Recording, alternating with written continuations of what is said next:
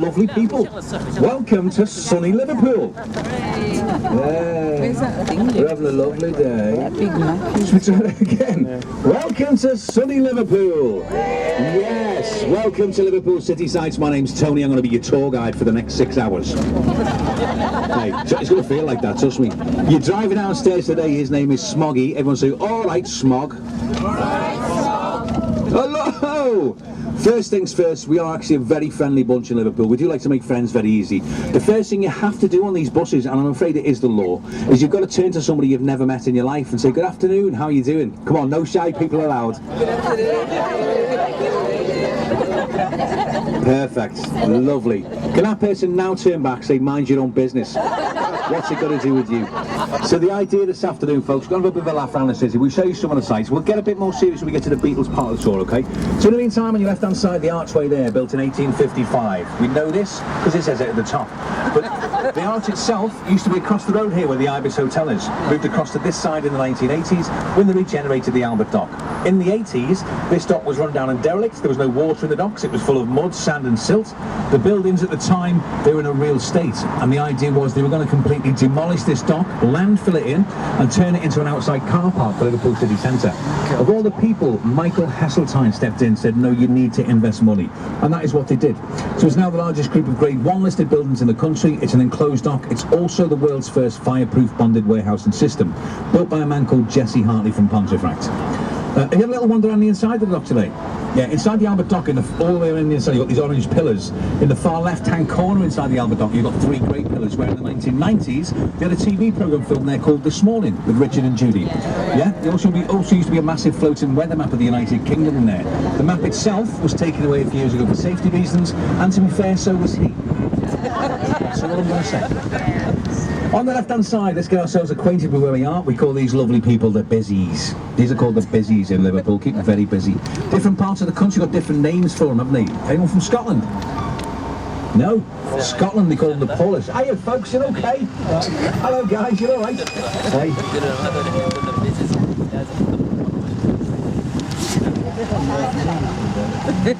I'm not going to say anything because it gives my tour away.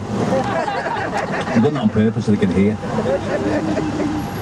So different parts of the country, as I say, different names. But in Scotland, the Polish in Scotland. And from Wales.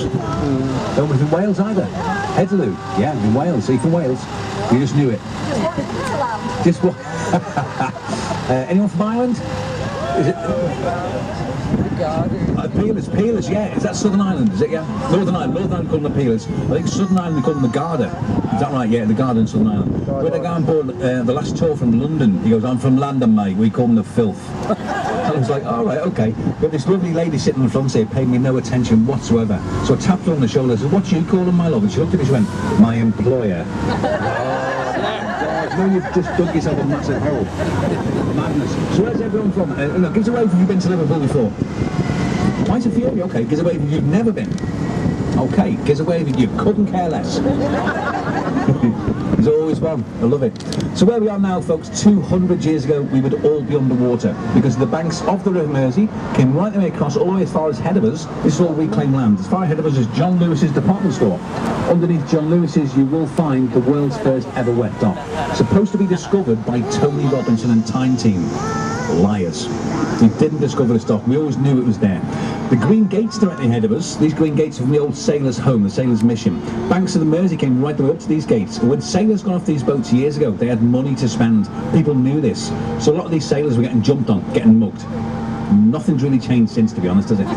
But it's also where press gangs used to operate from. Press gangs were members of the Navy. They go into these bars, drop a king shilling in your drink.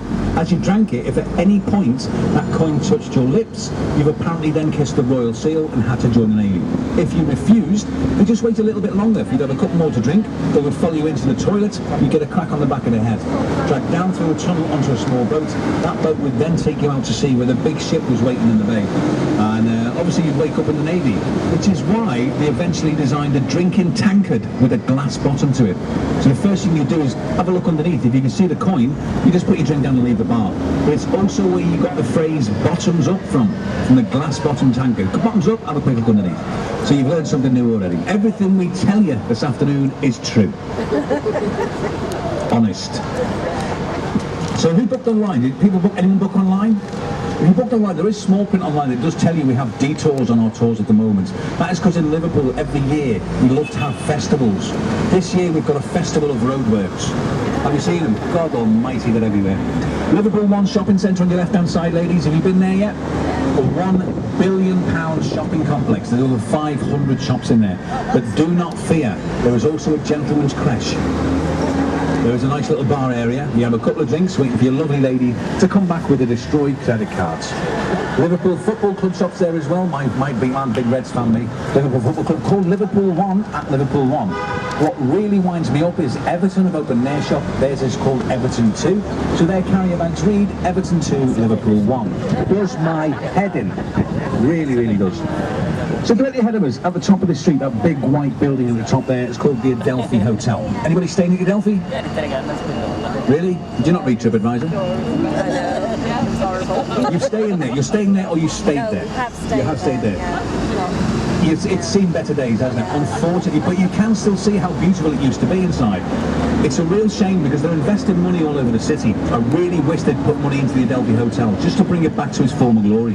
Famous people who've stayed in the Adelphi: Bill Clinton, Eleanor Roosevelt, Charles Dickens, Winston Churchill, Queen Victoria.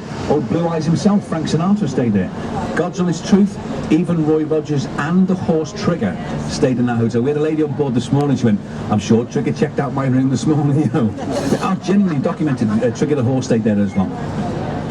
Lewis's department store on your right, first department store in the world to have a Santa's grotto. I remember this as a kid because my mum took me every single year, and then one year she went, "I'm not taking it." What have I done? Drunk you 32, lad.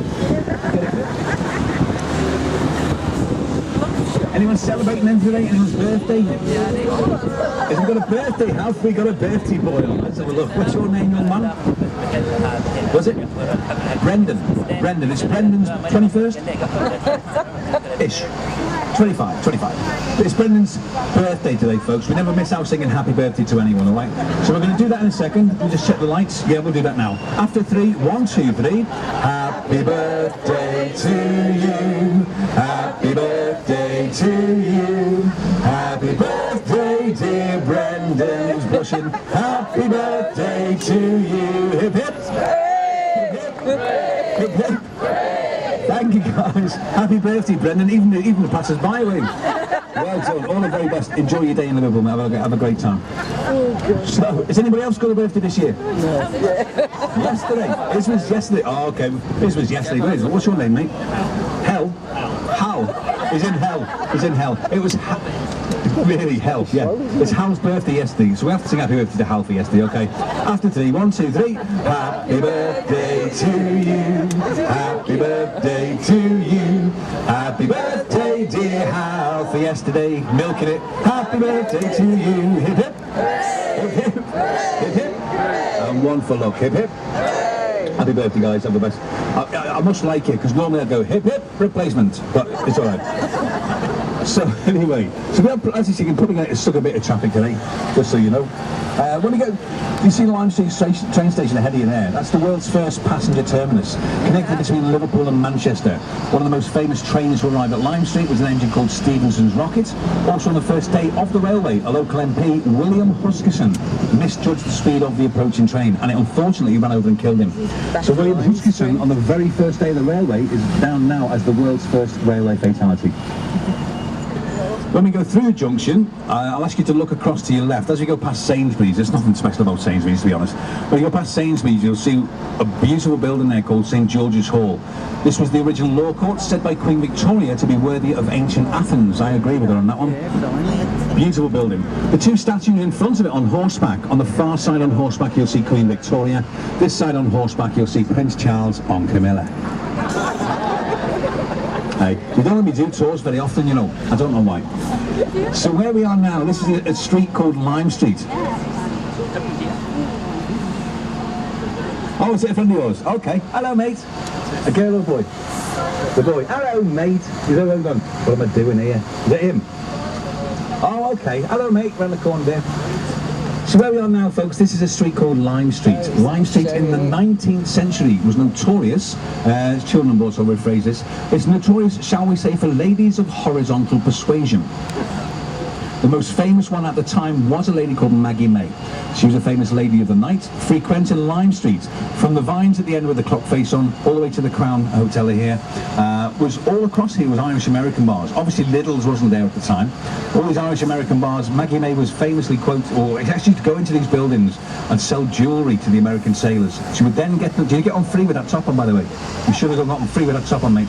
You know, she'd sell jewellery to the American sailors, then get them blind drunk and then steal it back off them, and she wasn't very good at it. So she was in front of the judges in St George's Hall. They got sick and tired of seeing her, so they sent Maggie May to the colonies. First woman ever to be sent to Botany Bay in Australia.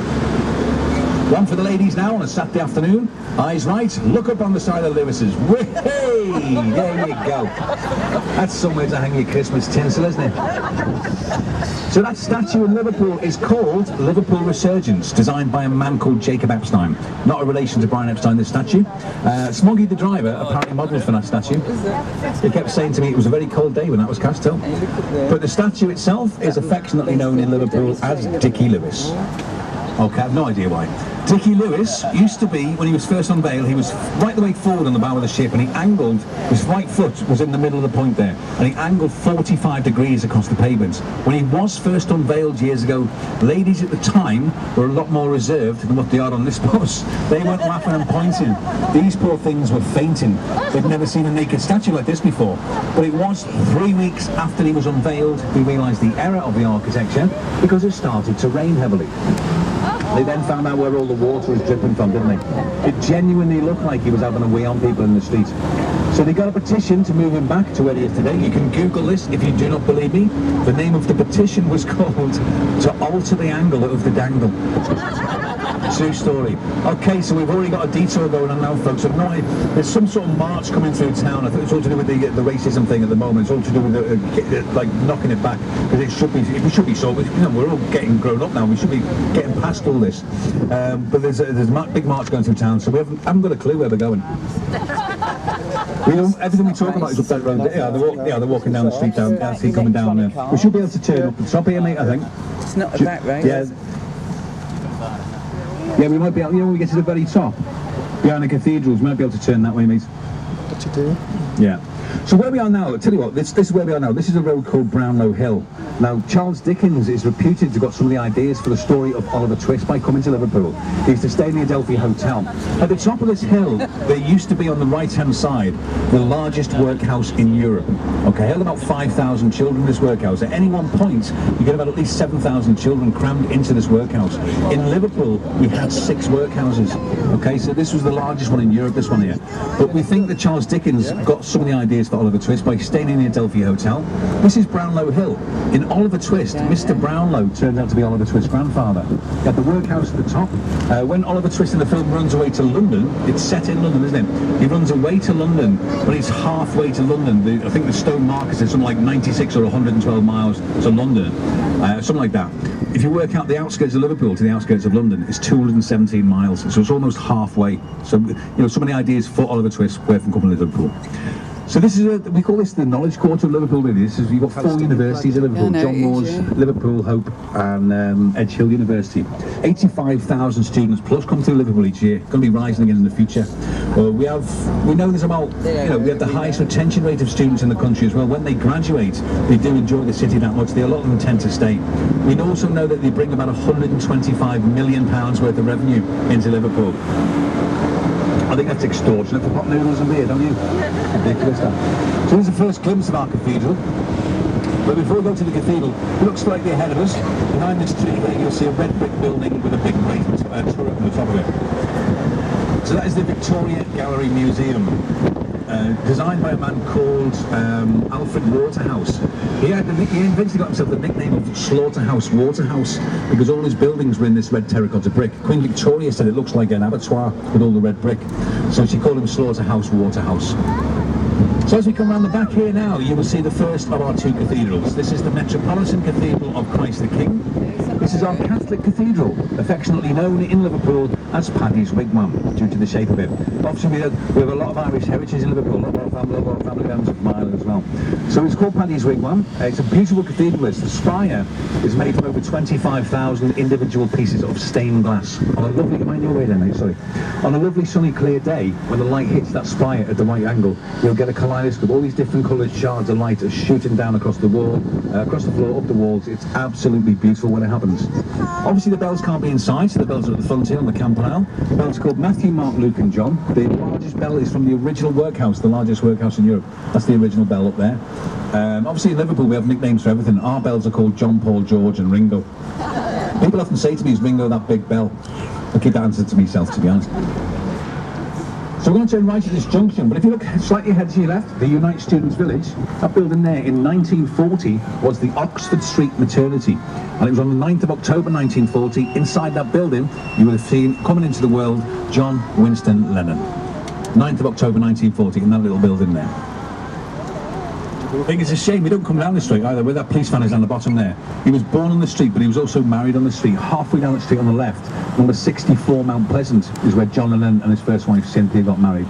The story is that they actually laughed at each other all the way through the service, because believe it or not, there was roadworks then as well. The sash windows were wide open, the roadworks were outside, they couldn't hear a word that the registrar was saying to them, so they just laughed at each other all the way through. His hand in a way was forced to marry Cynthia as well, because she was pregnant with Julian at the time. It's Brian Epstein who actually said to him, Brian Epstein said to him, if you don't marry this girl, there's a chance people are not going to buy your records. So he got married in secret. Turning left onto the only street in the world that we know of that has a cathedral at either end. We have the Catholic cathedral this end, built by a Protestant, and a Protestant cathedral at the far end, built by a Catholic. Ironically connected by a street called Hope. But one building I'd urge everybody to go into on Hope Street. There's this one come up on your right-hand side of the traffic lights. They're a very ornate, old-fashioned building called the Philharmonic Dining Rooms. Just do us a favour, folks, when we pass this yellow bus, can you all just laugh your heads off just for a sec as we go past? Ready? After go on. They're all like that now. I wish I was on that one. So the Philharmonic Dining Rooms on your right-hand side, I do that every time I go past them. Philharmonic Dining Rooms, grade 2 listed building. Inside it you will find a grade 1 building. That is the gentlemen's toilets. These are grade 1 listed toilets because they're tiled with very rare marble. It's a bit windy, isn't it? Very rare marble called Connemara marble from Ireland. But it's like a pink marble, isn't it? But it being grade 1 listed, it means it's a tourist attraction. So ladies, you're allowed to go into the gents' toilets in the Philharmonic Hall, dining rooms, and have a little wander around. Hey, joking aside, go and have a look at them. They're worth over £1 million. They're amazing. Also where you go to get your free drink, free glass of bubbly in there as well. Now this is the best reveal in Liverpool, I think. The second of our two cathedrals. This is the Liverpool Cathedral, which is the largest cathedral in the country. It's the 5th largest cathedral of any denomination throughout the world. It took 74 years to build, and it was designed by a 22-year-old called Sir Giles Gilbert Scott. He also designed the Red Telephone Box, Battersea Power Station, the Tate Modern, Glasgow University. The cathedral has the largest Gothic arch in the world, the largest individual stained glass window in the world, the highest, heaviest, loudest peal of bells in the world. It's got the largest musical instrument in the country, which is the Willis organ. There's over 10,000 pipes. Top of the tower, 331 feet to the very top, and on a very clear day you can see Blackpool Tower from the top of that spire. You can also see Mount Snowdon, part of North Wales. If you are extremely lucky without a cloud in the sky, you can see the Taj Mahal. No, you can. It's the Indian restaurant in the middle of town. It is the very best naan breads I have ever tasted in my life. They're amazing. Absolutely amazing. They are amazing. So that's the city part of the tour done. We aren't compact as a city centre, but the area of Liverpool is quite a large area. We're now going to turn, we're now going to turn left into a beautiful suburb. Many of you might remember from the 1980s, a little area called Toxteth. Now Toxteth in 1981, we had a little street party in Liverpool, very popular, spread to Manchester, to Birmingham, to Bristol, all as far down as London. We know them as the race riots of the 80s. I just want to explain something. It was only at the time in the 80s there was a recession going across the country, 3-day working week, not enough money coming to the house. Everybody was fed up. In Liverpool, in Toxteth, there was an extreme amount of police brutality and racism from the police in the 1980s in this area. A young black boy was arrested for stealing a motorbike. The police beat him up, it was his bike. Okay, so the area itself was like, enough's enough, we're not putting up with this anymore. The whole place erupted. 400 policemen hospitalised, one person was killed, and about 100 buildings completely destroyed. So the riots weren't a race riot amongst the community, it was a riot against the police for the brutality that was going on at the time. So we're going to turn right into the area that the riot started on. The riot started just where that yellow mini is, on the corner of Upper Parliament Street and Princes Road. As we turn right, this little section is an area called Toxteth Park. Toxteth Park is older than Liverpool as a city. It's over 1,000 years old. But this place has always been a place of worship. You see what I mean? It's still, I think this is still the most religious area I've ever seen on the planet, to be honest. But this is where the riot started. The Rialto on the corner here was completely destroyed at that time.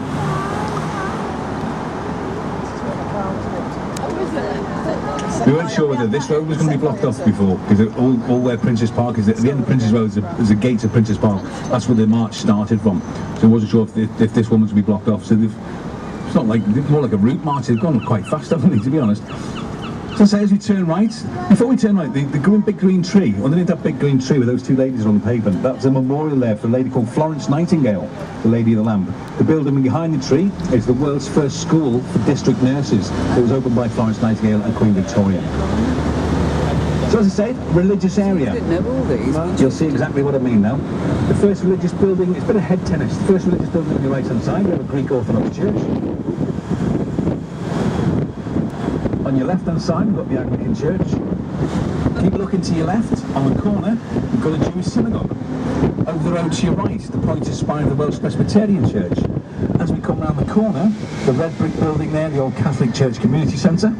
We haven't finished yet. There's a guy on board from Australia on the last tour, he goes, "Is this the ABC tour, mate?" Oh, what do you mean? He went, "Not a bloody church."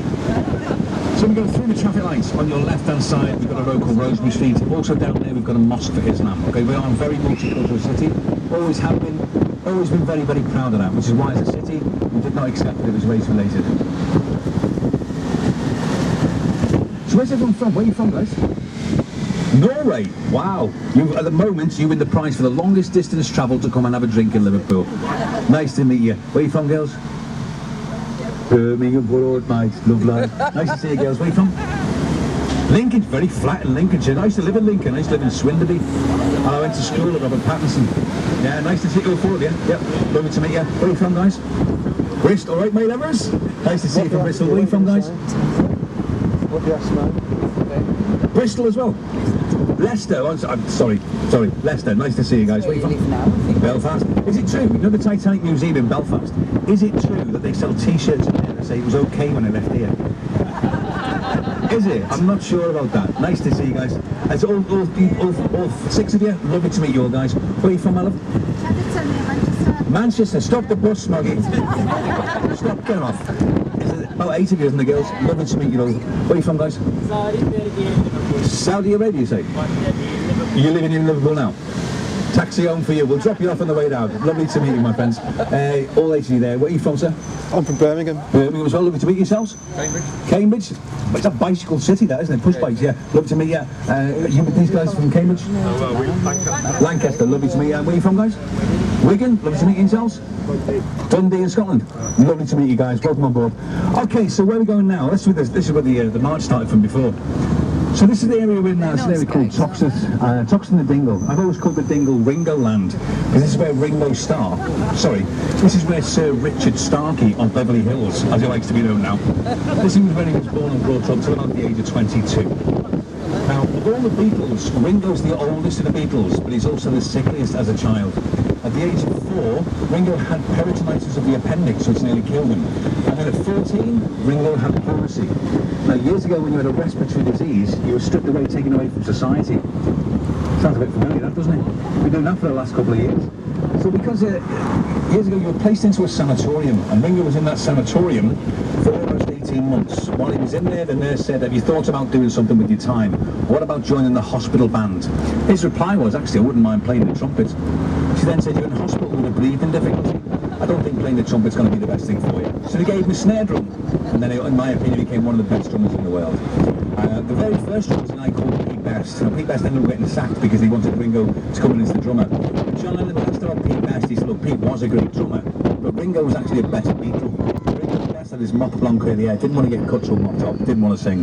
But Ringo Starr just went, yeah, all right. Just got on with it, didn't he? John was also asked, was Ringo Starr the best drummer in the world? To which he said, he's not even the best drummer in the Beatles.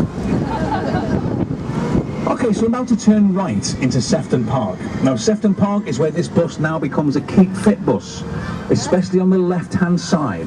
There's going to be some trees popping in to say hello to you folks this afternoon, so you have to be careful with these trees, move away from the left slightly. Smuggy does his best to avoid the trees, but there's some places we can't actually avoid the trees that much. I've been on the council to cut these trees back. They said they've sent someone. Yeah, they've sent Stevie Wonder. But also at the same time, please be very careful. I don't want to see anybody hit with one of these branches. It's not, you know, it's so difficult for me to do at all. I'm laughing my head off, I can't do it. So please be very, very careful, okay? So Sefton Park, the largest of our 15 parks, 2.5 miles to do a complete circuit. This is also the park, Sefton Park.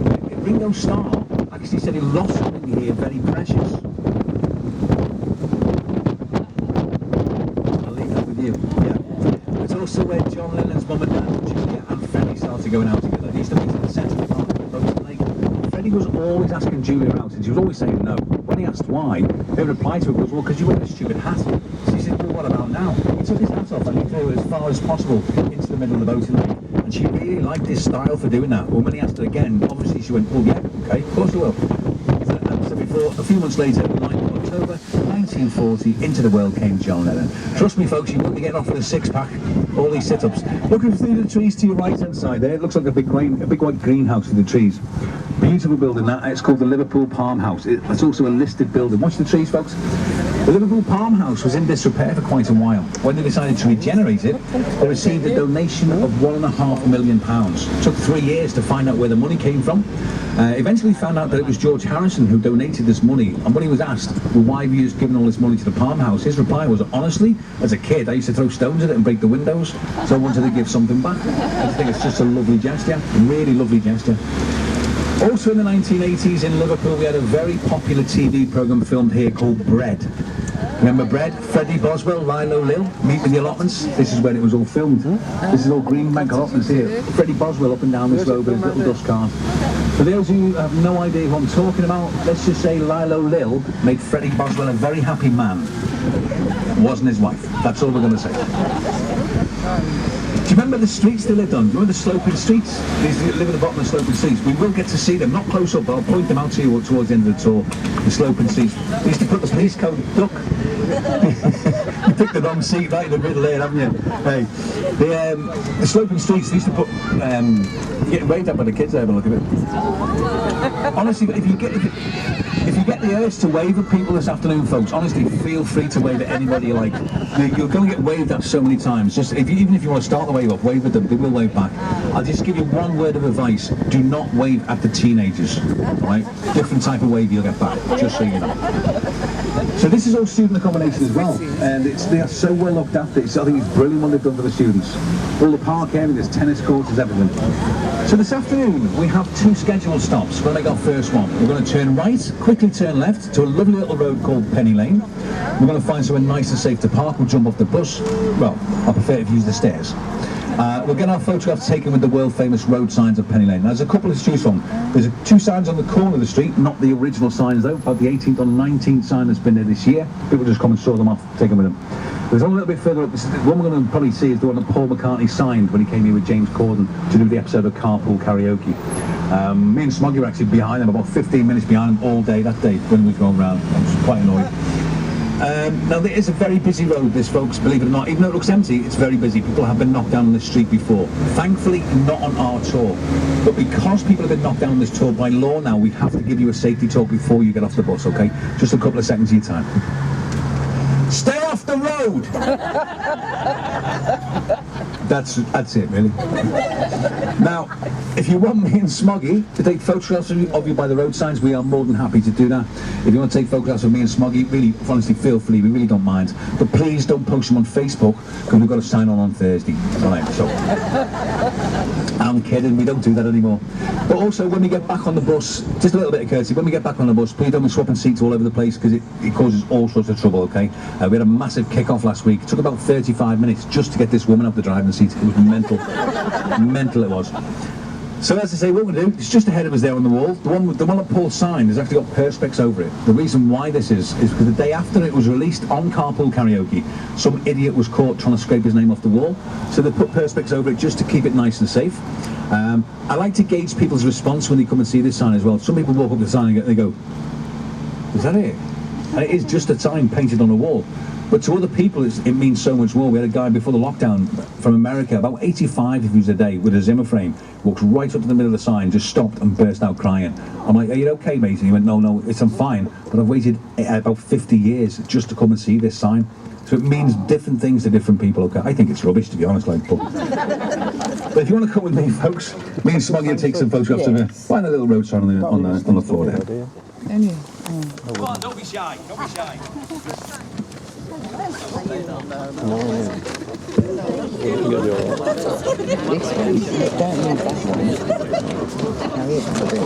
Shall I get up now? You've got to get up.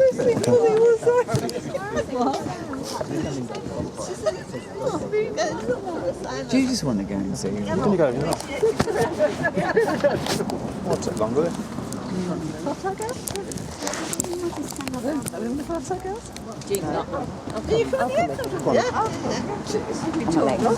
They'll take ages to decide.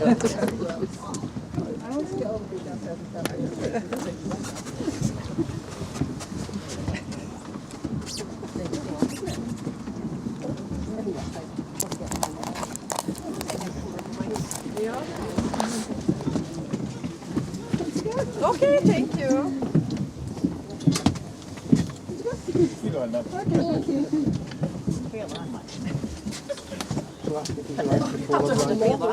I know.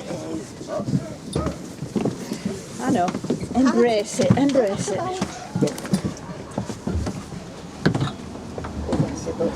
No, I'm just thinking. Yes. That's why we stopped and you're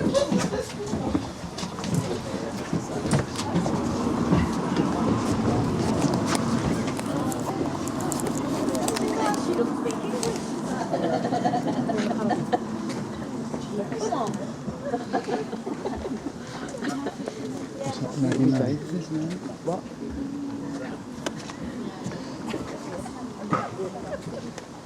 Do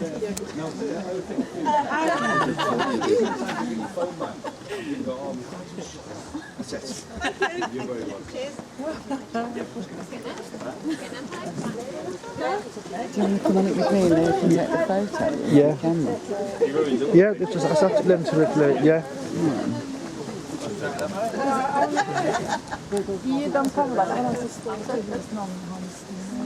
See, one can't his signature, can you? Come on,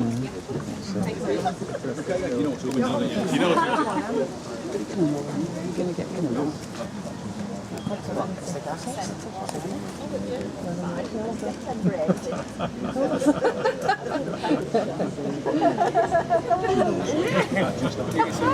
to do with yours? Just hold it. Just hold it. I've never seen one of them before. It's just an old camera, yeah. It's on record, it's recorded. You can just hold it for a few course I seconds. can, yeah. Okay, thank you very much. You run. Run.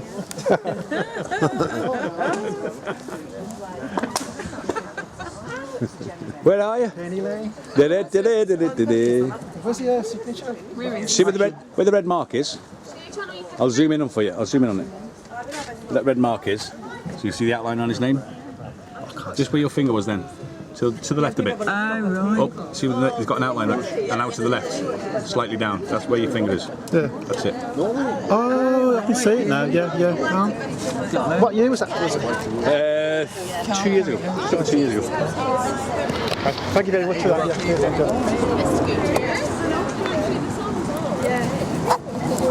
you.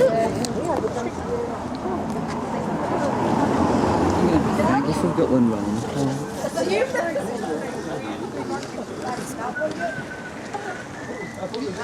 Yeah, the others can't Penny Lane. Is this Penny Lane? It must be Penny Lane, yeah.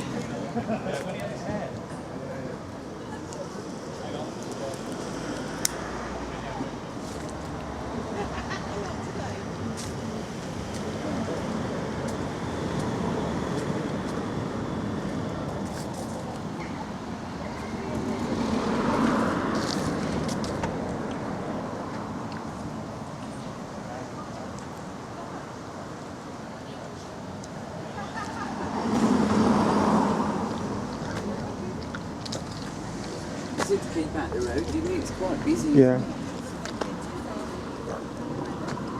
It is Penny Lane, though, isn't it? I know it is, yeah. How do you know? You said Penny Lane down there.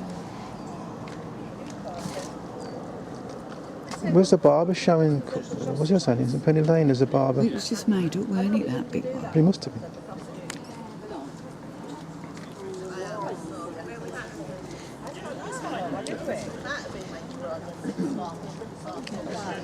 I have got a weird, vague recollection of something, but I can't remember who it was. And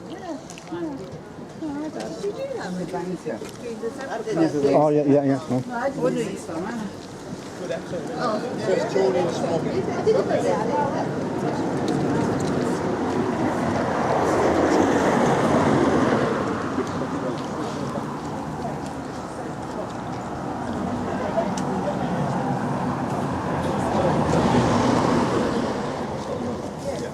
It's on the way.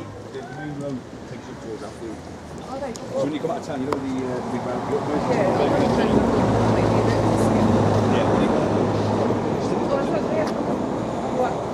No, I'll take the other. I'll take you now.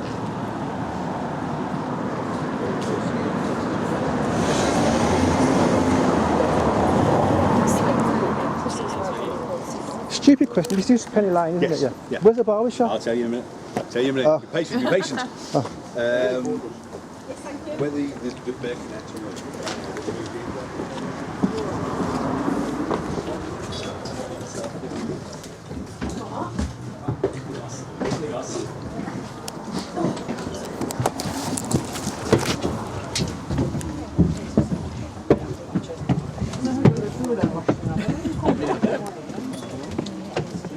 It's called Penny Lane beforehand. Oh, that's something we wouldn't have seen otherwise if you hadn't come on this, isn't it? On a TikTok. yeah. Just now. This is be patient. I'll tell you later. Oh, yeah. Be patient. Roadside, yes. Photo opportunity. It's going to make us all sing it later. Gee, it's not so cold when you're not on the move, but it's the wind, isn't it? What's that, huh? It's when you had earphones, I suppose. So you can hear him. Otherwise, his voice would just fade off into the distance. Back on board? Yep. Give us a little wave if you're not here. There you go. It's always sung waves as well. Are you sure?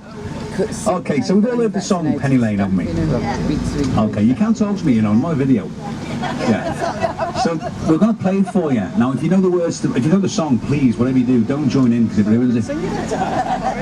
I'm joking. Honestly, if you want to sing your little hearts out, sing your little hearts out on this bus. Don't be embarrassed about singing and enjoying yourself on this bus because you're not going to see any of these people again, are you?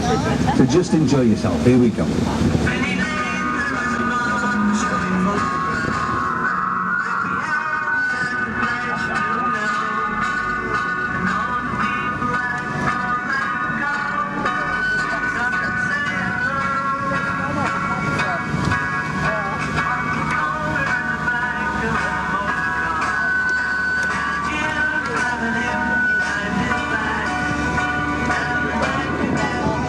The last bus were really good at singing this, by the way.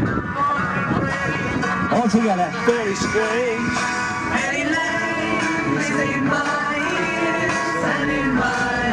Yeah, in your ears, in your eyes, up your nose, in your hair, everywhere.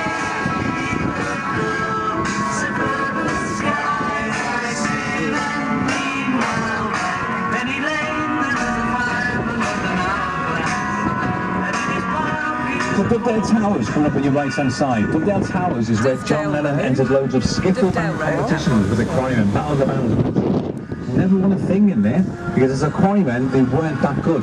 But it's also where Freddie Mercury lived. Freddie Mercury, the lead singer of Queen. He was fanatical about John Lennon and he moved in there to be as close to John as actually he could possibly be. He went in there to watch John in a Battle of the Bands, and there was a room available upstairs. So he just moved in to be close to him.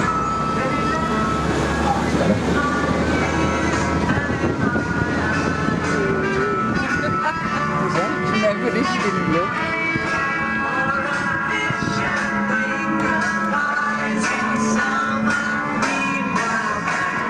a shelter in the middle of the roundabout. Baby, selling pockets on a tray. No, she gives a vision.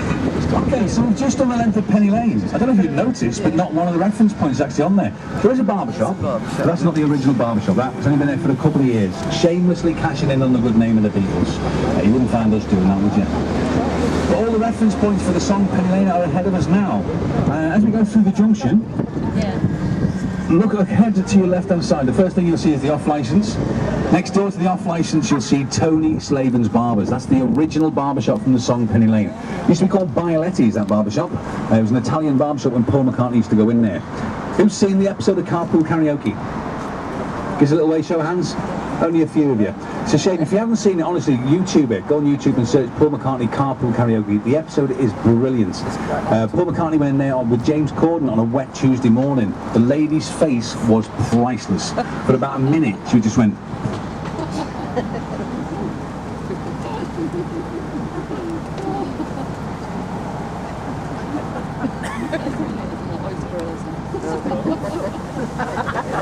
Here's a video.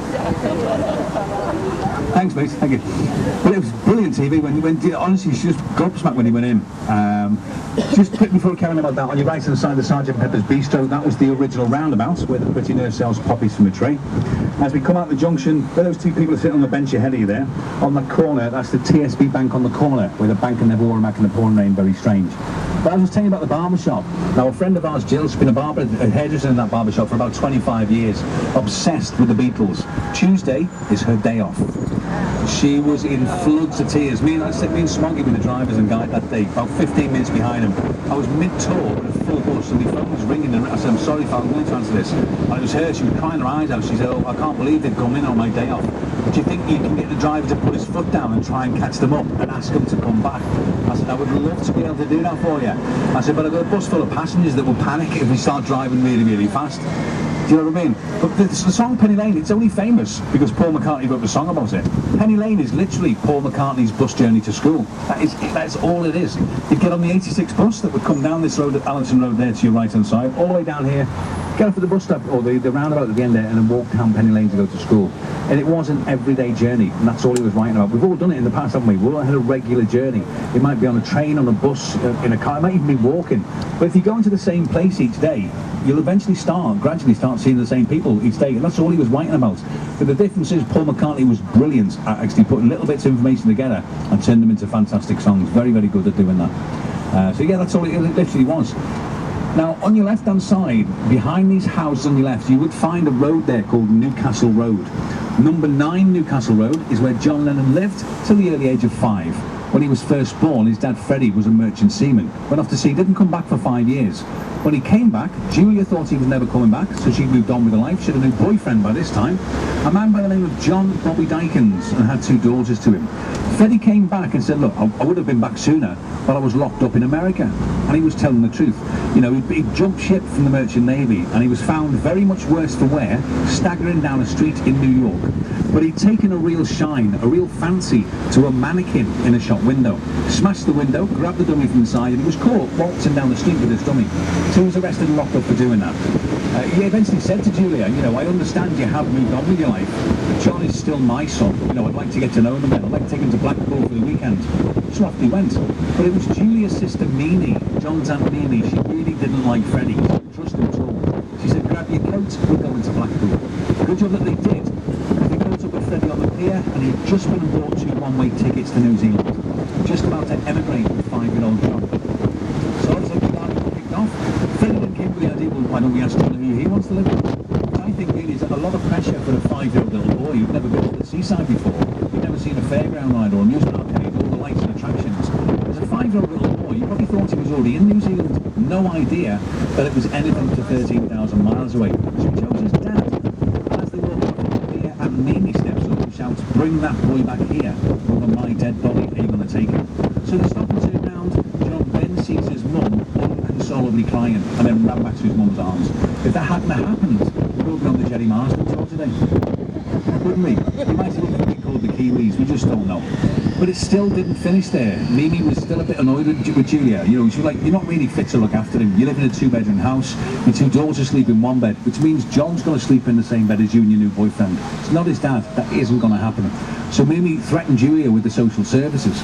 But they eventually came to the agreement that at the age of 5, John would move in with Mimi and Uncle George onto Menlove Avenue.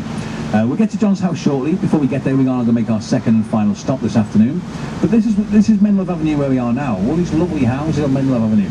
John Lennon always claimed he was a working class hero. Okay, this is the area John Lennon grew up, far from working class. You know, but he was a clever man. He claimed to be working class because his target area for music was the working class of the city. So he claimed to be working class so he could appeal to the working class. Now, before we get to John's house, we're going to make our second and final stop. So we're at a place called Strawberry Field. Now, Strawberry Field also is only famous because John Lennon wrote a song about it. Strawberry Field in the 1930s was an orphanage of girls. And it was still an orphanage of girls when John was a teenage boy. But he lived a couple of hundred yards down the road. So those little girls for a teenage boy is quite a temptation. So that goes down the streets over the wall. And they sit on a tree right for the children to teach all the girls in the orphanage. Really said you're not allowed to go in there. You're going to get yourself in trouble. And here's a crime that really they can't hang you for it. Which is why you get this crime.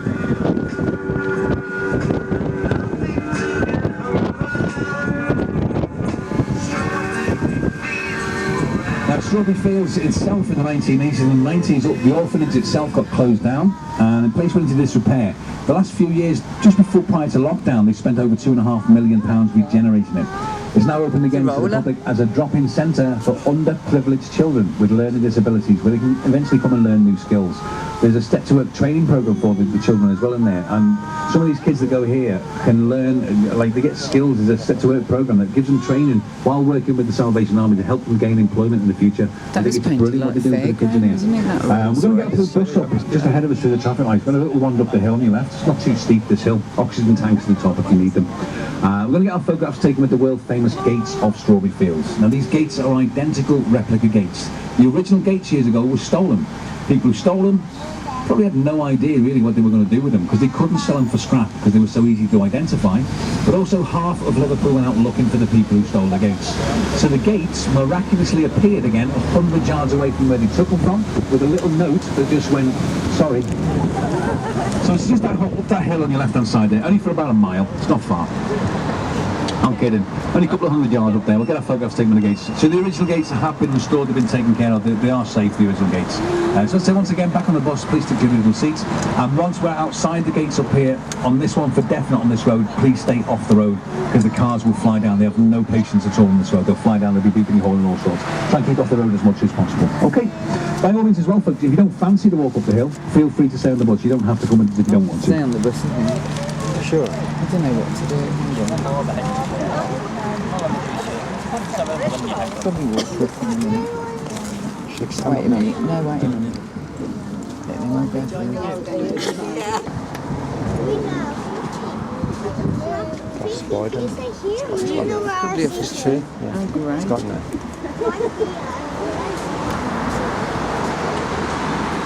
It's trees, isn't it? Yeah. And that Rolls Royce is bright yellow. I didn't see it, no. You're probably on the camera.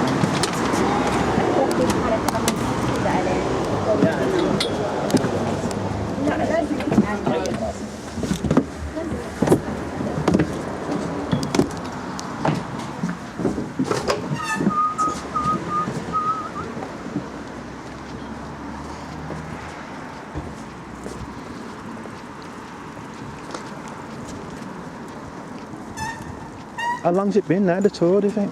Menlove Avenue. What's that mean? I don't know. Can you hire them? Yeah, that's probably why they seem to be.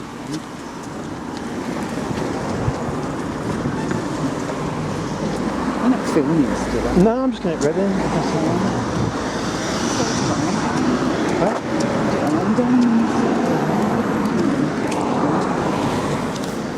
Living is easy.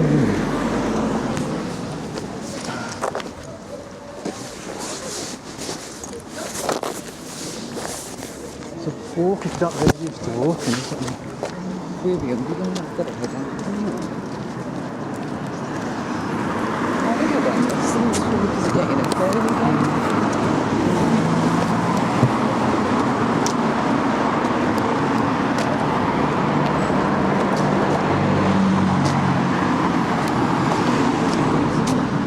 Did it 3 times a day, this. So what's up here again? Strawberry Fields Gate. Said there was moved or something. They've been put back since. Because people returned with a note that said sorry. But he said that these were replicas. I'm not sure.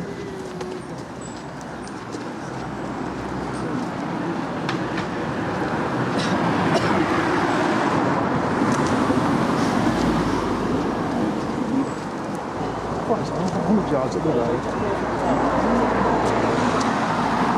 Why can't the bus go through that? Why can't it tell it there? This is a chemical park there, look, you see it. I suppose the guy turn around and get his way.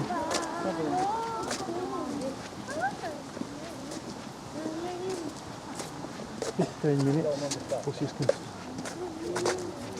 No returns anymore. So it must be, people must, yeah.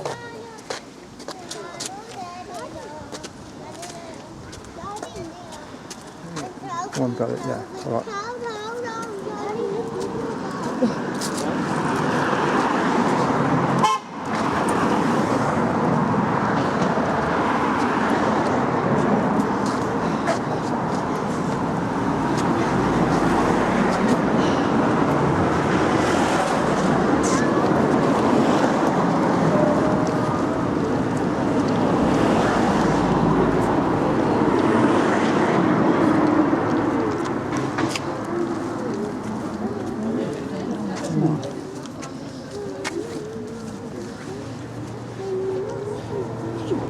People have written on the wall, haven't they?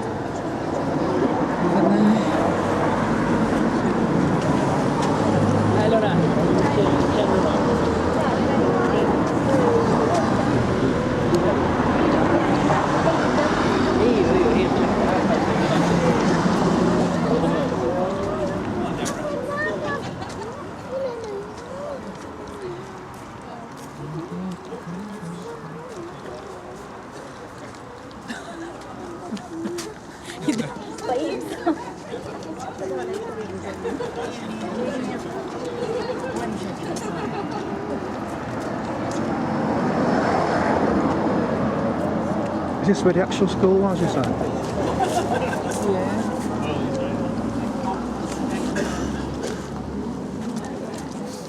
People right on the gates there, isn't it? Well, they will do, won't they?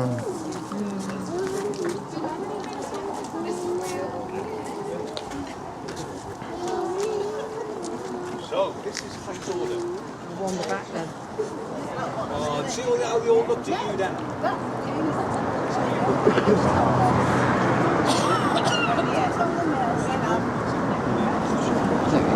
Not many people on it, though, do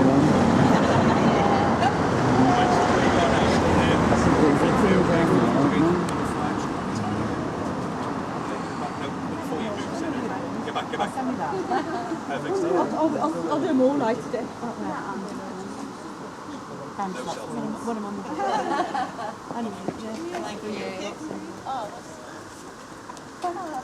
you got another one, Karen? Yeah. You're going to give me a camera? Yeah. I'm Buzz. That's right, yeah. Is this where the actual school was? Yes, this is where the office was, yeah.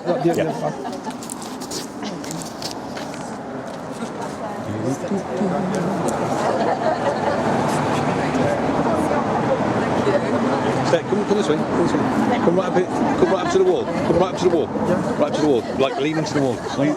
No, don't be hiding. Lean into the wall like that. Like that, yes. And then just come to the shoulder. Come to the shoulder.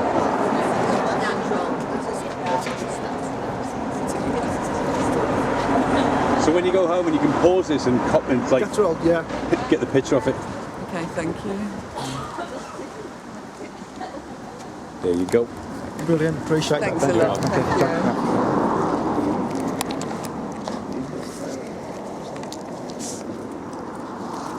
Take a quick one, too. Oh, no, I'm alright. No problem.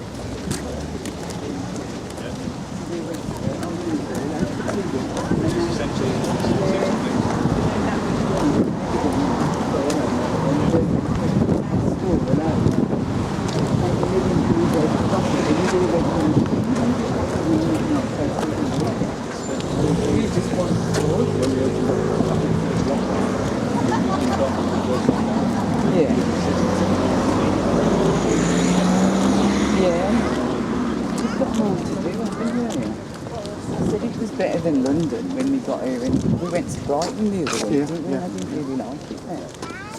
Well, I know Liverpool is so friendly.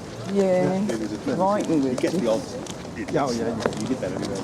Yeah. As a city, you know, you get lots of Liverpool. Ask Alexis if anything. Oh, it's up.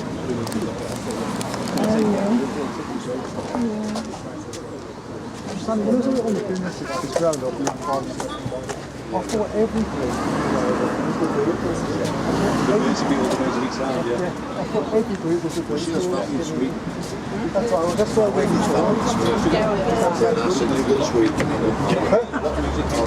Yeah, I know, yeah. There's a friendly rivalry going on between Sweden and Norway.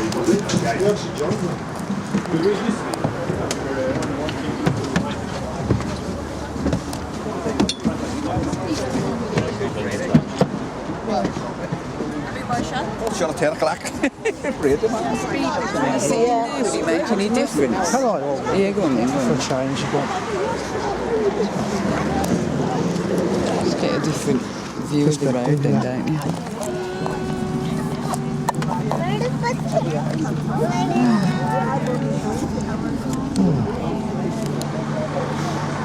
How long did you do that? 23. What time you start? Back on, right. Is everyone back on board? Yeah, I always have to check. I have to check before we leave. I've left people here before. Not on purpose though. It was one day, it was absolutely hammering it down with rain. We had a half-covered bus, hammering down with rain. There was two lovely ladies missing. I thought, oh no. Walked all the way back up to the top there to find them. Couldn't find them anywhere. I was soaked through to the skin. Couldn't find them. Walked all the way back down. They still weren't on the bus. And I was like, oh, I'm gonna have to leave them. I can't wait here with all the rest of the passengers. They can get on the next tour that comes round. I got back to the Albert Dock. These two lovely little old ladies, drowned rats, come walking towards the bus. And I went, I am so sorry. I did go back up to Strawberry Fields to find you. This lady went, Strawberry Fields? You left us at Penny Lane. So that was going to double check. I have to double check. Okay, so keep your cameras handy, folks. Just come up to it on your left-hand side. We're going to be outside the last Charlotte Road. There's one road come up your left-hand side, Vale Road. This is where John and Julia was knocked over and killed by a duty gun policeman. So here we go, ladies and gentlemen, on your left-hand side here. Welcome to number 251, not this big one. This little black, I'll keep your noise down, there's a National Trust tour going on there, okay? So this is number 251. Can you still hear me at the back if I'm talking like this, folks? Yeah. This is number 251 Menlove Avenue, known as Mendips. This is the last childhood home of John Winston Lennon. And the windows The blue lovely. plaque on the wall beneath the big window there says John Lennon 1940 to 1980. 40 years of age when he was shot. Only occurred to me a couple of weeks ago that this year in December, John will have been upstairs longer this year than he was actually alive. 41 years ago, he was shot in the back 5 times by Mark Chapman outside the Dakota building. The blue plaque also reads, musician and songwriter lived here from 1945 to 1963. So 18 years John lived here. When John Lennon was shot, Yoko Ono came to Liverpool. She then bought this house and she gave it to the National Trust. She knew there was something of importance in this house. So you can do tours like we are doing now inside this house, also inside Paul McCartney's house through the National Trust. Both houses are decorated all the way back into 1950s. All the fixtures, the furniture, all the fittings, everything is 1950s. So these tours in the winter, it's like a museum inside there now, all the very old furniture. John's bedroom was the top left-hand window, that small little window there. Now, in the winter time, we did actually do these tours in the winter time. The last tour of the day sometimes we'll get here about 4:45 at night. It's quite dark in the winter, 4:45, isn't it? Very, very dimly lit inside this house. You know, so there was a lady sitting in the front seat. It was probably about 4 years ago now, and I've never heard a woman scream as high-pitched in my life. In John's bedroom, there was a guy with long hair and his little tiny round glasses. At the top of her voice, high-pitched, went, oh my God, he's in the window. I was like, I hope to God it's not him, to be honest. But I had to do a double take because it really did look like him, do you know what I mean? It was quite spooky. But yeah, so also when John first learned to play the guitar, She said, oh my God, he's in the wind. Aunt Mimi called it nothing but noise. She bought him his first guitar, it cost £21. And when he learned to play, it's called nothing but noise. Get that noise out into the porch. So just underneath John's window down that porch lane. That's where John, it's hard to believe that in that tiny little space there, you would have found Paul McCartney, George Harrison and John Lennon all sat down in that little tiny space writing their music. Some of the greatest songs the Beatles ever wrote was inside that little tiny porch lane. It's madness, isn't it? Absolutely mad to think. But also at the same time, Aunt Mimi, cheers Smoggy, also Aunt Mimi, she's very famously quoted as saying, listen John, the guitar's all well and good, you can have one if you want, but you'll never make a living out of it. Whatever. Not until he became famous. When John Lennon became famous, he then bought Aunt Mimi a bungalow in a place called Sandbanks, all the way down in Poole in Dorset. And that is close to being the third most expensive place on the planet to buy property. Took her on holiday, when he got to there, they gave her the front door. She was furious with him. She's like, how dare you buy me a house? And he said, but you've looked after me all my life. It's now my turn to look after you. It's one thing to pay. But she got even angry when he went inside the house because of the fireplace embedded into the wall for the guitar. Underneath that guitar, a little hand-painted note from John that said, the guitar's all well and good, you'll never play it out of it. Everybody's lads, we're all very confident that John Lennon was on a different scale of sarcasm than his humour. When he first went to America, the journalist said to John, which one are you? John Lennon went, I'm Eddie. The journalist said, oh, great. He went, oh, John, mate, it was just a joke. But when you think of humour, just getting away with all sorts, they just used more and more. It was just a big joke to them. One journalist said to John, hey John, how did you find America? I just turned left to Greenland. Everything was sarcastic, everything was a funny response. But he just went laughing, he just went to laughs all the time. Now, we're going to turn right at this junction. Sometimes, where that door is, that pub door there, sometimes there'll be a guy in there, bald-headed guy, a bit like me, fresh-coloured hair. He comes to that doorway and he'll stand there, he'll wave at the bus, and then he'll go, just to wind it up. He might not be there at the moment, but sometimes he'll come out to that doorway. Now we're going to turn right at this junction. Once again on the left-hand side of the bus, please be very careful of these trees as we go down this avenue on your right-hand side, okay? It's a shame we don't turn left here though. I call this area ground zero for the lads really. This is a place called Walton, another really rich, affluent area of Liverpool this. It was the 6th of July 1957 at the St Peter's Church at the Walton Village Fete. It is where John and Paul first met. They met through a mutual friend of theirs called Ivan Paul. The quarrymen had already done a set in the afternoon. They were just moving all their gear across into the church hall, ready to do another set that evening. Paul McCartney was already sat down in the church hall, just in the corner, playing away on the piano. John Lennon, 17 years old, quite arrogant, quite cocky, struts across to Paul McCartney, goes, what do you think of that, mate? Paul was only 15 at the time, and he just looked at John, I mean, honestly, he said, I thought that was rubbish. You know, you've just been on stage, you're swearing, you're drinking, you're smoking, you don't even know the words to any of the songs that you're singing, you're just making everything up, it's not very professional. So John Lennon then leant across Paul McCartney's shoulder with this beer-smelling breath and said, well, do you think you can do better? Paul McCartney just looked at him and went, yeah, I do. First thing he did, took the guitar off him. First thing Paul did, to impress John, was he tuned the guitar in. And John wasn't a great guitarist to begin with. There wasn't many people to tune the guitar before. The second thing he did was he turned the guitar over. And Paul McCartney played the piano. I personally think it's a real gift, it's a real talent to be able to play any musical instrument. But to be able to teach yourself how to play all those chords back to front, upside down, whichever way you want to look at it, he never changed the strings out. He just taught himself how to play a right-handed guitar extremely well. The only other person I can think of who can do that is Jimi Hendrix as a guitarist. Paul played a song called 25 Rock by Eddie Cochran. And to this day, Paul has always stated, and still states to this day, that 25 Rock by Eddie Cochran is the song that got him to the bottom. Not a great deal left to talk about the Beatles on this road. To your left there, it's a lovely green field, that isn't it? How nice is that?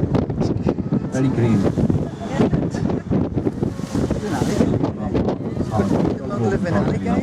When we get to the bottom of this road at the traffic lights, we are going to turn right to the traffic lights at the very bottom there. Before we turn right, there's a seat to the right, a seat fence. Just beyond that fence is the Allerton Cemetery. Buried in the Allerton Cemetery, unfortunately in a pauper section, is John's mum Julia. She wasn't famous when she died, so they couldn't really afford a lavish funeral. But also buried in there is the lady lost a couple of years ago, buried under her married name, Cilla Willis. Yeah. Cilla Black's buried in this cemetery ahead of us, just through the trees there. She's buried in there as well. Who else? Ken Dodd's in there as well. He's in a little diddy grave. I can't even see it. There was a rumour going around at one time that John Lennon saw the name Eleanor Rigby on a headstone. That isn't a rumour, that is true. But people thought it when he used to visit his mum here. It's not. The Eleanor Rigby headstone is in St Peter's Church at the Walton Village Fair, that area up there. Also buried in there is the legendary Liverpool manager who won us the most trophies, Bob Paisley. He's buried up there as well. We also lost Tom O'Connor a couple of weeks ago. I'm not sure where he's gone in here or not, but I met Tom O'Connor twice, and that man is just a pure gentleman. What a lovely, lovely man. One of my favourite lines ever that Tom O'Connor said was, "In Liverpool we've got nothing, but you're welcome to half of it." Do you know what I mean? Just a lovely man, seriously genuine. Yeah, so that's where Silla's buried in there, also John's mum too, yeah. So we'll make our way to the last childhood home now of Sir Paul McCartney. Of all the Beatles, he's the hardest to cover on anybody's Beatles tour, because he lived at about 9 different addresses when he was growing up. And that was only because his mum was a midwife. So years ago, the children brought a lot of midwives. Well, children maybe years ago brought a home rather than being born. The midwives used to move to different areas. Paul's dad Jim was getting sick and tired of this. Every time they moved in somewhere, they decorated the garden. We sounded like a movie. You don't see the powers that be. They said, look, okay, fair enough. Moved to this one private area called Allerton. They moved into number 24 Road. But unfortunately, tragedy struck 12 months after moving in because his mum was diagnosed with breast cancer. She died suddenly after endless treatment of breast cancer. Paul's dad Jim was grieving. In his own grief, he had no idea how to deal with his own son's grief. Now, just beep the horn, Smog, see if he's there, mate. Now usually, when we've just got the house directly ahead of us, the house to the right with the blinds are open, sometimes as a little boy comes running to this window like a lunatic, and he's not going to do it, he's going to make a liar out of me. He's not there. In that window where the blinds are open, there's usually a little boy in there called Kai. Kai's 4 years old. He's been waving at this bush since he was 1. And he was there earlier on. He might be up here a little bit further. Sometimes he is, he's not. But it's a shame he's not there, because this little kid is adorable. Right? I was driving about 5 or 6 weeks ago, and they were in the garden, the front garden, so I stopped the bus right outside the house. I said to his nan, look, we've been waiting all this time, we'd like to give you the free tour. So we got him on about 3 weeks ago, and his nan turned around to me and said, oh, they're not here.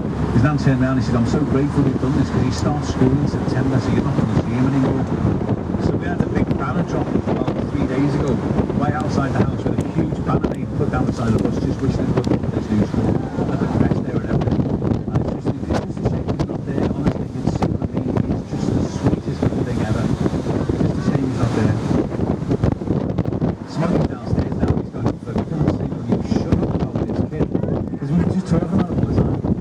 So anyway, we're going to make our way just up here at this bus stop. Unfortunately, we're not part of the National Trust. We're not allowed to get a bus in, and we're also not invited to bring the bus down Paul's Road.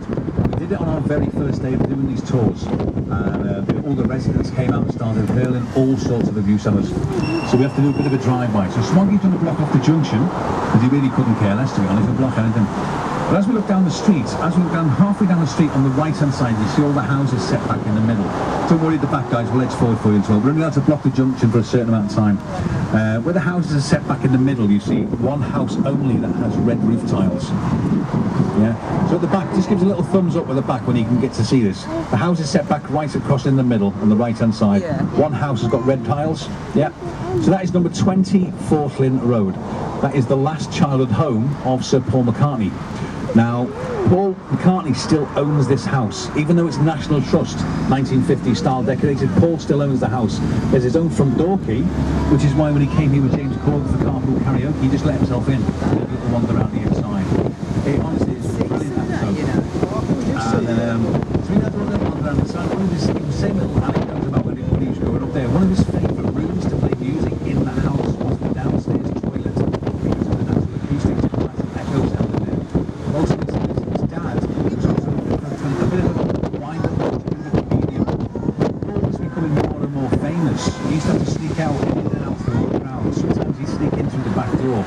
And this is how much fun his dad was like. Paul would sneak in through the back door, go into the living room, and his dad would have invited some of the girls from outside, and they'd be sitting in his living room having cups of tea and biscuits.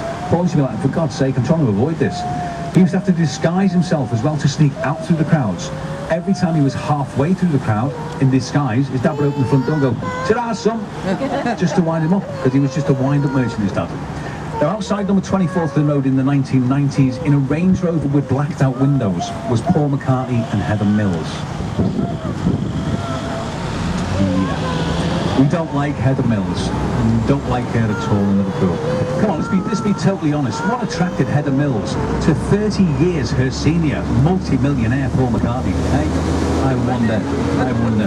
People often take the mickey out of Heather, you know. I think it's pathetic. It's awful, that. I used to hate dancing with her. You know, we used to stick around, used to go, right, that's it.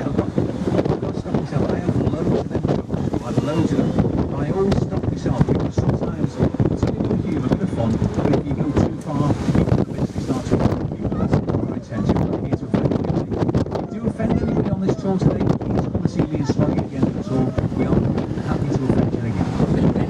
It's just a bit of fun. So outside number 24th Road, Blaze of Black Liverpool, especially the little boys, they learn how to make some money pretty quickly. This little boy had seen loads of people going to Paul McCartney's house. So he thought I'll make a copy quickly and knocks on Paul McCartney's car, not knowing who this guy is in the car. He's never seen Paul McCartney in his life. Then goes up to knocks on the car window. Hey mate, this is actually where Paul McCartney used to live. So Paul's quite intrigued by this. He's like, go on then mate, so he gets out of the car, he walks him to the front door, puts in the house, and his name's on the door. As Paul slowly produces his front door key, I says, yeah, I don't know mate, I've still got my front door key. Just let himself in. The little boy's face must have been an absolute picture. You know, like a little Mexican standoff till the penny dropped who he was. Brilliant it was. First thing Paul did, phone the local newspapers. The following day's headlines, Liverpool Echo, little boy shows Paul McCartney where Paul McCartney used to live. And he got his quid. I was like, that you tight cat. A quid. The guy's a billionaire. That's probably why, isn't it? It's probably why he's a billionaire. But also at the end of Paul's Road, the bus stop that we're not allowed to get off at, that bus stop is where Paul would get on the 86 bus to go to school. Every now and again on the top deck, there would be a little skinny lad with the same sort of uniform with a guitar over his shoulder. Paul would get his guitar, of course he can play that guitar. It was George Harrison, probably the most accomplished musician of the Beatles. And he played him a song called Raunchy, played Justice, played No Perfect, and that blew the song up completely. He was so impressed that he said, if you come with me, I'll get you into the band. He took me to see John Lennon play exactly the same song, No Perfect. Paul said to John, watch it out. How did John Lennon just went, I don't want him in the band. Hang on, he's better than George. Together, why did he want him in the band? And it was only because George Harrison was 14 years old. John Lennon just went, look, we're taking boys and rock and rollers. This is a 14-year-old kid. It's like having your little brother around with you. No, he's not in the band. So let's just say from then on, George Harrison was persistent. Everywhere they went, he followed. If there was a gig, he'd turn up. If somebody didn't turn up to play, he'd get up and play for them because he knew all the songs anyway. John Lennon eventually referred to George Harrison as the pest. Every time he turned round, there he was. This is in George Harrison's biography. John Lennon is in the cinema with his girlfriend. He had a rustling behind him, 3 seats back in an empty cinema. George Harrison with a pack of pistols going, all right, John. So John Lennon must have been like, for God's sake, I'm not getting rid of this kid. Watch yourself on the right hand side of these trees, folks. He must have been like, I'm not getting rid of this kid, am I? So we gave him a proper audition on the top deck of the double-decker bus. John Lennon thought he was being clever. He said, play me something out the brand new top 10. Only came out the day before. But because George Harrison really was that good, and he knew all the songs anyway, he just stood there, played them almost every song. So John Lennon's famous words then were, immortal words you could say, he actually turned around and he went, I know what I said about the kid, but we're going to be a much better band with him in it. Because he wasn't stupid. You know, he claimed to be working class to appeal to the working class, but he also knew he wasn't a great musician. You know, he had to surround himself with better musicians than he was to begin with. You know, George was the one who really taught him how to play the guitar properly. You see a lot of the very early days when the bands in the Quarrymen especially, you see John Lennon always facing the back. He hardly ever faced the front because he was always miming playing the guitar half the time. Now, of all the Beatles, George had the best. I always say to the youngsters on the bus as well, if you want something bad enough in life, never ever take no for an answer. You're going to get told no so many times in your life, especially by mum and dad. Listen to them. Well, sort of. You know, but then, if you want something back, keep going back until you get that yes you're looking for. 100% believe that. And that's why I'm still a tour guide. It's true.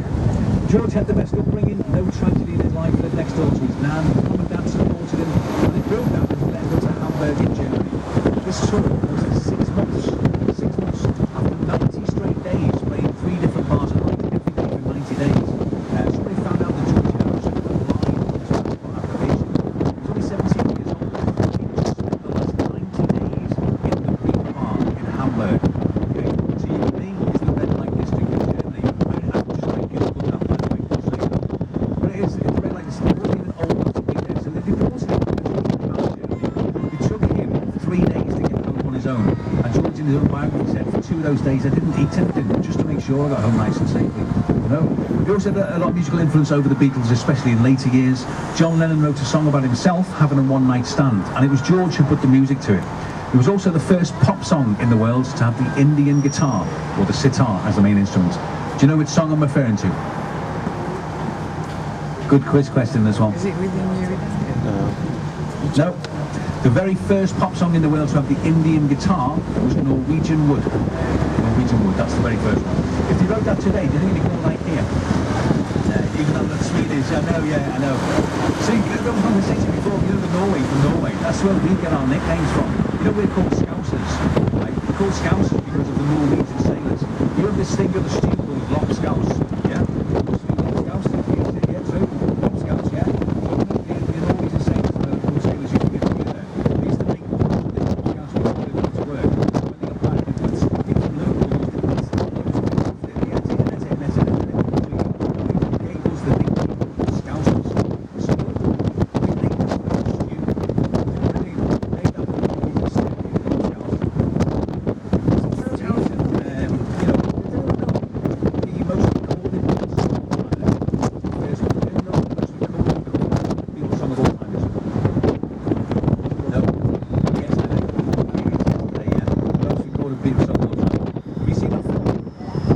You've all seen that film, it's a brilliant concept, that, isn't it? Going to the moon, nobody in the world's ever heard of the Beatles.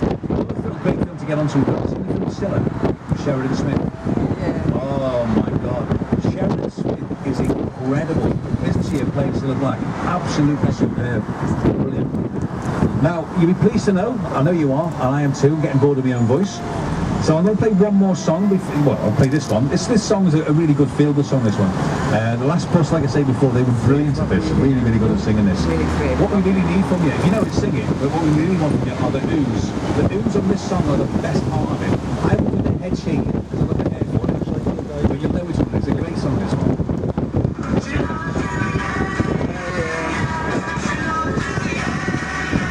The oohs are the loudest bit.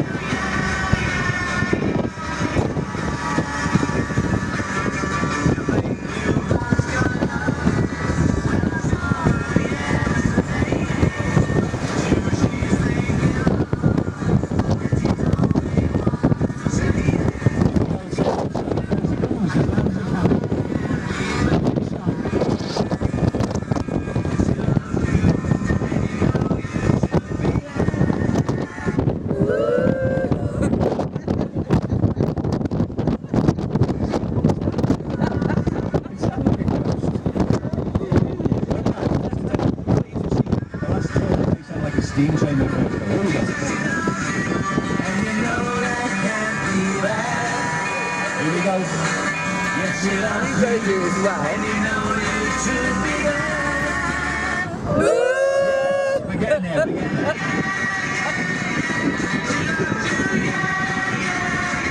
With a love like that, you know you should be glad. This time, the last time this time, we're shaking heads.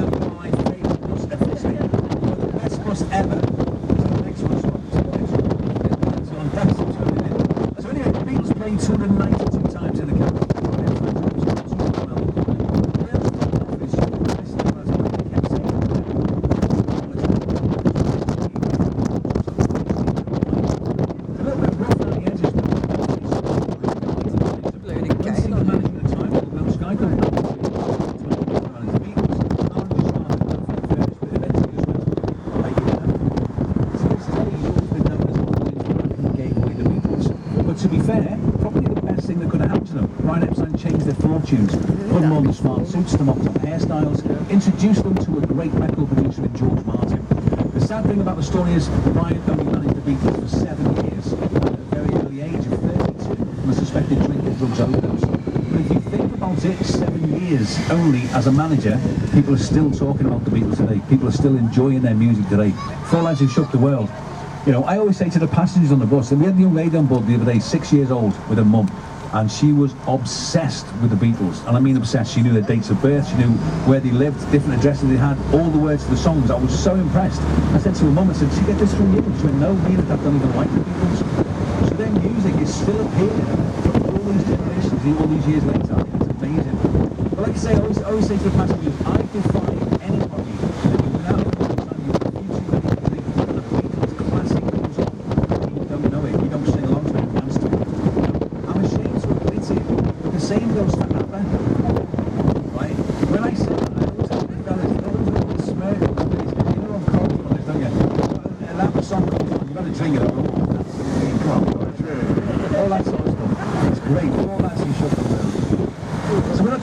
Beatles, Liverpool, we had the UNESCO City of Music, 56 number one hits to come from Liverpool. The very first one, God knows truth, the first number one hit to come from Liverpool was How Much Is That Doggy in the Wind? That was the very first one.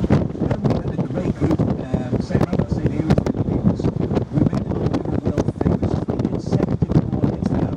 So this goes here.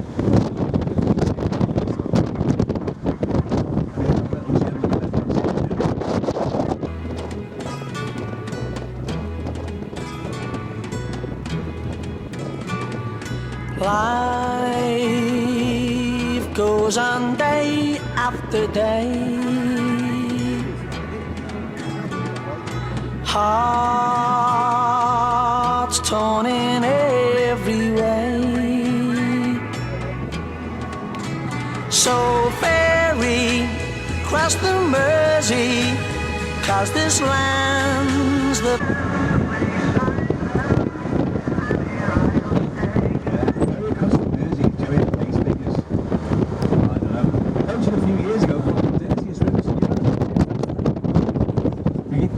They actually get a campaign to clean it out. It's one of the cleanest. The reason why this merchant brown colour is the second fastest in the place. This is always done. I just always look at it and say this afternoon, ladies. What a stunning. This is one hell of a sexy top deck this afternoon, isn't it? And look at it all. Very windswept and interesting.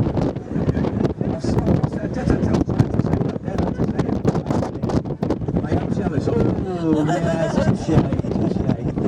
So, the bread streets, some of the ridge there, you're right, all the houses at the top, sloping streets up this. That was filmed up with the 1980s up there. Remember them?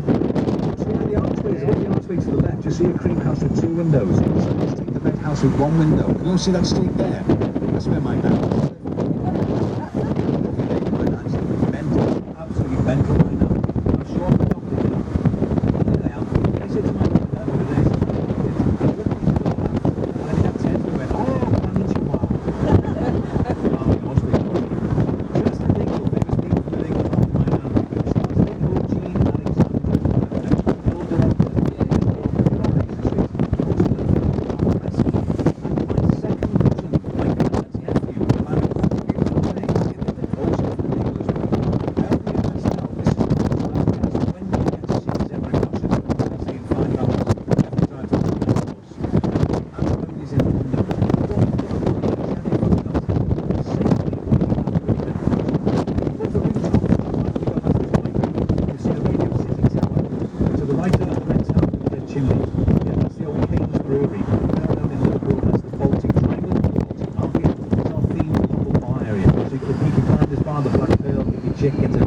You'll be there with your studying there, I promise you that much.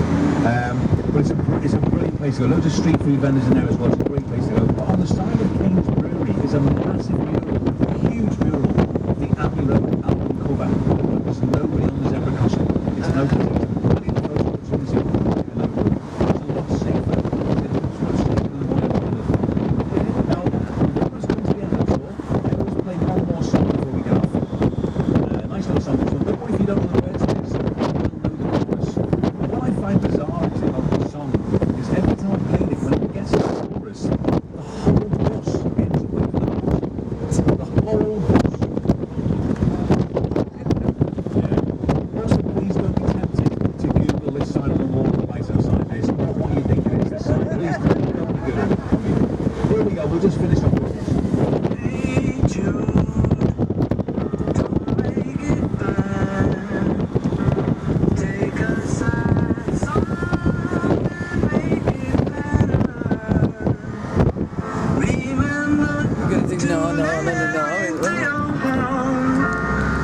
You can start to make it better. Sorry to talk over the soundtrack. On the right hand side there you've got the Queen's Dock. This is the largest of our docks left in the city centre. This dock was in fact given as a birthday present to a lady called Queen Charlotte by King George for her birthday. I don't know about you ladies, but if you woke up all excited on your birthdays, what have you got me, love? Imagine if you woke up on your birthday, what have you got me, love? And he went, I've got you a dock. He'd probably be buried at the bottom here, wouldn't he, eh? Wouldn't he, Charlotte?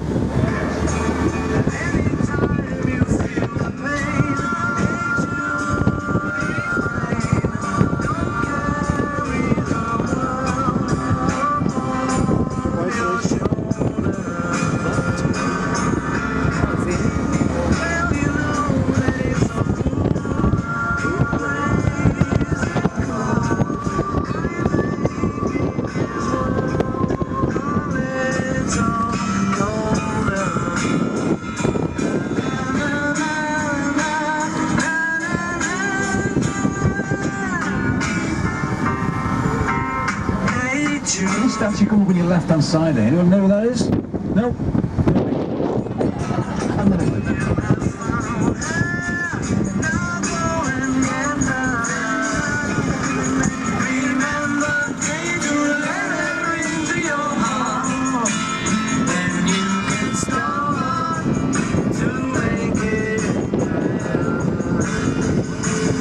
Hard to believe that this river at some point in history had 40% of all the world's trade.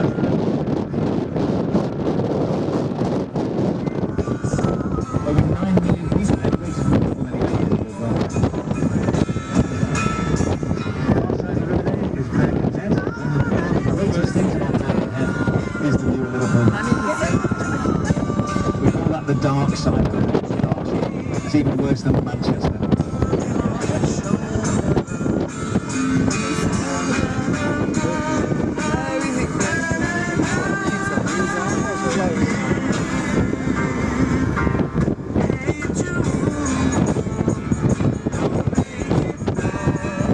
Are you ready for the no? This is the easy one now. Don't be embarrassed because you're getting up in a second, are you? I'm going to see it again. And I will maybe shame you if you don't join in. Just saying. No, it's dead easy. Here we go, arms in the air, side to side. No. It'll warm you up as well. Here we go. Don't be shy. Go!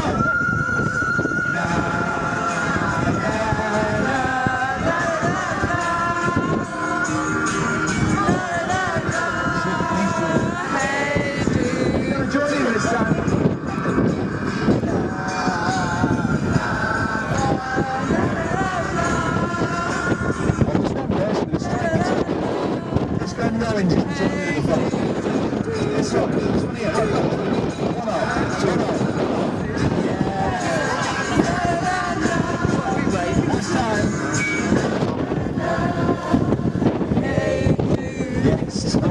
Well done. Give yourself a round of applause. Thanks for joining in. What you don't realise, you know we're all waving our arms? Smoggy the driver's doing exactly the same thing downstairs. Steers with his knee. Well done. Little round of applause for Smoggy for getting us down nice and safe. Hey, well done, mate. Avoiding all those trees and the roadworks. They only passed his test this morning. But we are safely back, folks. We've come to the end of the tour this afternoon. Have you enjoyed yourself this afternoon? Yeah. So pleased to hear that. Thanks for coming on board. If you've enjoyed yourself this afternoon, my name's Tony. Your driver's called Smoggy. If you haven't enjoyed yourself, we're called City Explorer. And we're a yellow bus. Okay. Is anyone going home today? No, happy days, great stuff. So you stay for a few more days, a couple more days. While you're in Liverpool, folks, all I can say to you is relax. Relax and enjoy yourself. Let yourself go a little bit. Don't beat yourself up, don't hold yourself back. If you cannot enjoy yourself in this city, honest to God, check your pulse. It's a vibrant city. You will enjoy it while you're here, if you let yourself.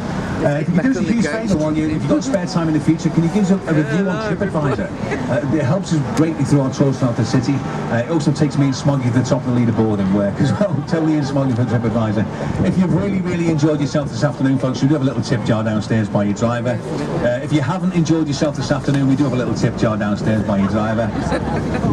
But it's been an absolute pleasure talking to you this afternoon. Thank you so much for coming on board. Enjoy the rest of your stay in Liverpool. When you go home, have a safe journey and please stay safe when you get there. Take it easy. Thanks for listening to that.